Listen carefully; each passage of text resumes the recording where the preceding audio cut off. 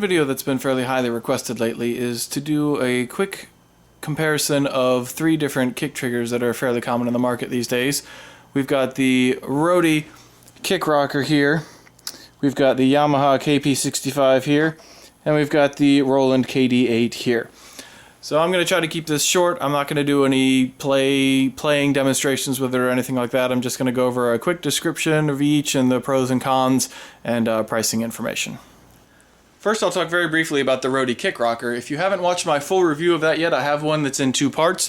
You can watch it here.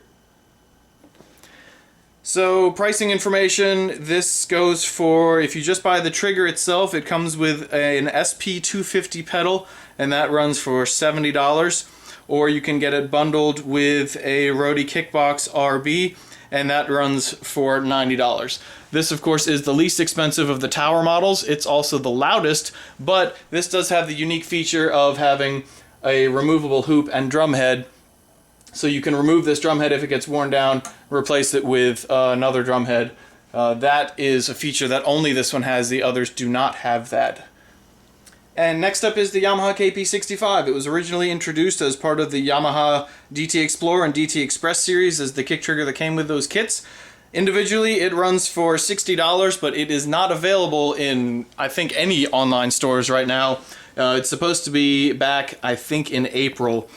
So when it's back, you'll be able to pick it up for $60 at Musician's Friend or Guitar Center, Sam Ash, any of those online sites. Or you can get it bundled with the Roadie Kick Box RB for $100 at New England Music Supply. And finally, in the tower models, we have the Roland Kd-8. It sells individually for $150, and you can buy it at any online music store, like the ones mentioned earlier, Musician's Friend, Sam Ash, Sweetwater, Z-Sounds. They all sell this for $150.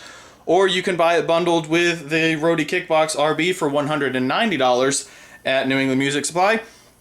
This, of course, is the one that will probably last you the longest if you get it. It's also the most expensive. I have done a comparison video directly with this and the KP65. I will link it right here.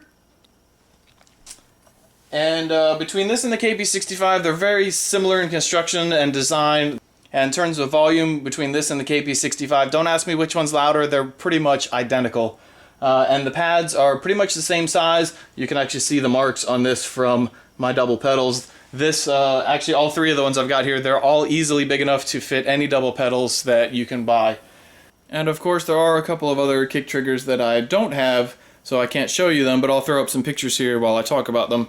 There are a few floor model kick triggers that use inverted beaters, like the Pintec Ergo Kick, which runs for $60, and then there's the Roland Kd-7, which runs for $120.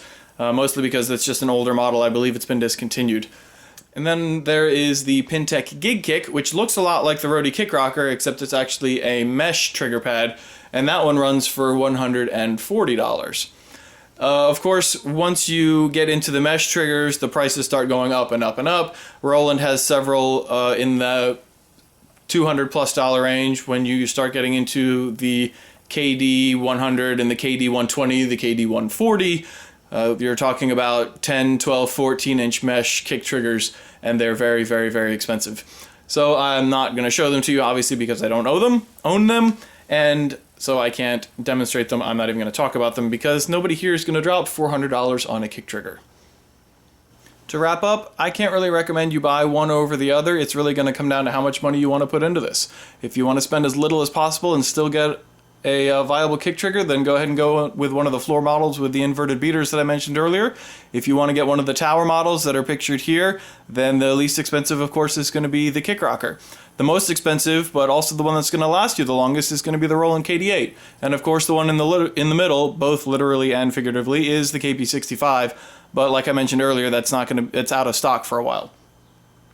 So head on over to New England Music Supply, pick up a kick trigger and kick box RB bundle, or go to one of the online music retailers like Sam Ash or Sweetwater or Z-Sounds, and you can buy the kick triggers individually there, except of course for the Kick Rocker. But you can get yourself a Kd-8 there, or any of the others that were mentioned.